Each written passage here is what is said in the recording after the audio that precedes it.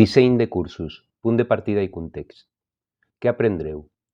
Què us trobareu i on heu de fer la revisió editorial i la correcció dins del procés de disseny de cursos? En el procés de cursos hi participen diversos rols. Un d'aquests rols és el de l'editor, encarregat de la revisió editorial i de la correcció. Un cop el dissenyador instruccional lliura una lliçó per a la seva revisió, l'editor farà servir tres eines principals: la Wiki, Mix i Moodle.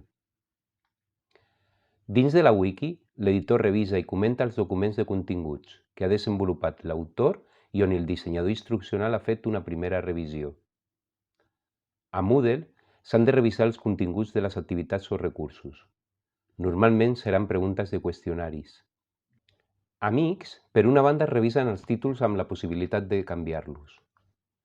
Els comentaris sobre la revisió feta a Moodle i sobre la revisió dels títols s'introdueixen com a anotacions a la pàgina de Mix.